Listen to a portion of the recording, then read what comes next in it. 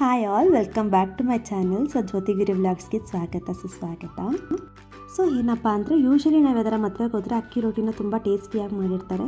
So ಅದೇ ರೀತಿ ಮನೇಲಿ ಹೇಗೆ ಸಿಂಪಲ್ಲಾಗಿ ಮಾಡೋದು ಅಂತ ನಾನು ನಿಮ್ಗೆ ಹೇಳ್ಕೊಡ್ತೀನಿ ಬನ್ನಿ. ವೆರಿ ಸಿಂಪಲ್ ರೆಸಿಪಿ, ಆರಾಮಾಗಿ ಮಾಡ್ಬೋದು. ಸೊ ಬೇಕಾಗಿರೋ ಇಂಗ್ರೀಡಿಯೆಂಟ್ಸ್ ಬಂದು ಅಕ್ಕಿ ಹಿಟ್ಟು, ರವೆ, ಉಪ್ಪು, ಈರುಳ್ಳಿ ಸಣ್ಣದಾಗಿ ಹಚ್ಚಿರೋವಂಥದ್ದು, ಕ್ಯಾರೆಟ್ ತುರಿದಿರೋವಂಥದ್ದು, ಮತ್ತು ಕಾಯಿನ ಸಣ್ಣದಾಗಿ ಹಚ್ಕೊಬೇಕು, ತುರ್ಕೋಬಾರ್ದು, ಹಚ್ಕೊಬೇಕು. ಅದು ಸಿಕ್ಕಾಗ ತುಂಬ ಒಳ್ಳೆ ಟೇಸ್ಟ್ ಇರುತ್ತೆ. ಅದಾದಮೇಲೆ ಸಬ್ಸಿಗೆ ಸೊಪ್ಪು ಮತ್ತು ಕೊತ್ತಂಬರಿ ಸೊಪ್ಪನ್ನ ಸಣ್ಣದಾಗಿ ಹಚ್ಕೊಂಡಿರೋವಂಥದ್ದು. ನೀವು ಆಪ್ಷನಲ್ ಬೇಕಾದರೆ ನೀವು ಮೆಣಸಿನ್ಕಾಯಿ ಹಾಕೋಬೋದು, ಹಸಿಮೆಣಸಿನ್ಕಾಯಿನ, ಇಲ್ಲ ಅಂದರೆ ಇಲ್ಲ.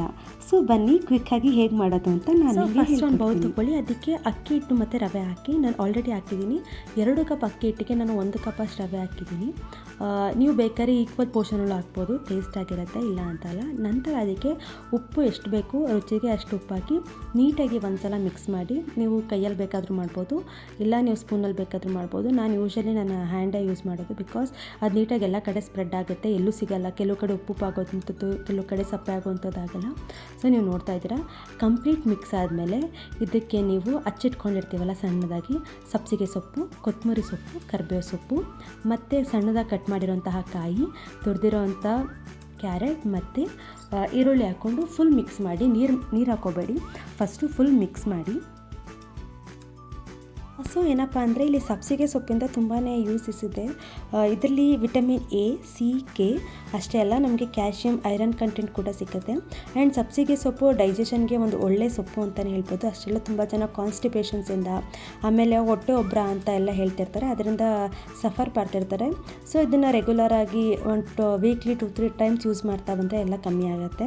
ಅಷ್ಟೇ ಅಲ್ಲ, ಕ್ಯಾರೆಟ್ ಅನ್ನೋದು ಎಲ್ಲರಿಗೂ ಗೊತ್ತು, ತುಂಬ ಜನಕ್ಕೆ ವೆರಿ ಫೇವ್ರೆಟ್ ಫುಡ್. ಒಂದ್ಸಲ ನೀರಲ್ಲಿ ತೊಳೆದ್ಬಿಟ್ಟು ಹಸಿಯಾಗೂ ತಿಂತಾರೆ, ಚಾಟ್ಸ್ಗೆಲ್ಲ ಹಾಕ್ತಾರೆ.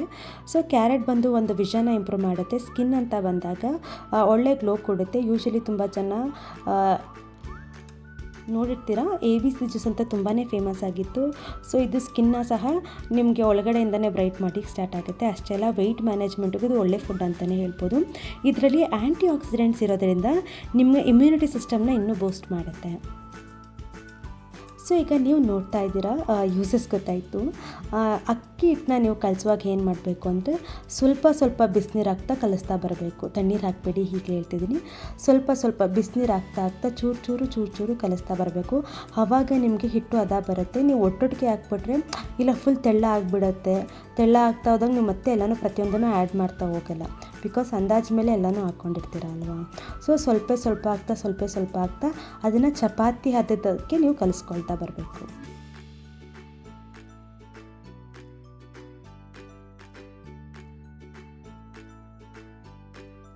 ಸೊ ನೀವು ನೋಡ್ತಾ ಇದ್ದೀರಾ ಆಲ್ರೆಡಿ ನಾನಿವಾಗ ಯಾವ ಅದಕ್ಕೆ ಕಲಿಸಿದ್ದೀನಿ ಅಂತ. ಚೆನ್ನಾಗಿ ಸ್ವಲ್ಪ ನಾದಬೇಕು, ಬಿಕಾಸ್ ಎಲ್ಲ ನೀಟಾಗಿ ಮಿಕ್ಸ್ ಆಗಬೇಕು.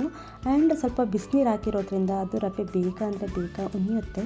ನೀವು ಕಾಯಬೇಕು ಅನ್ನೋ ಅವಶ್ಯಕತೆ ಇರಲ್ಲ. 1-2-3 ಮಿನಿಟ್ಸ್ ಆದರೆ ಸಾಕು, ಚೆನ್ನಾಗಿ ಹೊಂದೋಗಿರುತ್ತೆ. ಈಗ ನೀವು ನೋಡ್ತಿದ್ದೀರಾ, ರೊಟ್ಟಿ ಹಿಟ್ಟು ಬಂದು ಚಪಾತಿ ಹಿಟ್ಟಿನ ಅದಕ್ಕೆ ಬಂದಿದೆ. ಕೊನೆಯಲ್ಲಿ ಸ್ವಲ್ಪ ಎಣ್ಣೆನ ಮೇಲ್ಗಡೆ ಎಲ್ಲ ಹಾಕ್ಬಿಟ್ಟು ಒಂದು 5-10 ನಿಮಿಷ ನಿಮಗೆ ಬೇಕು ಅಂದರೆ, ಲೈಕ್ ಇನ್ನೂ ಟೈಮ್ ಇದೆ ಏನೂ ಆಗಲ್ಲ ಅಂದರೆ ಸೈಡ್ಗೆ ಉಣಿಯಕ್ಕೆ ಬಿಟ್ಬಿಡಿ.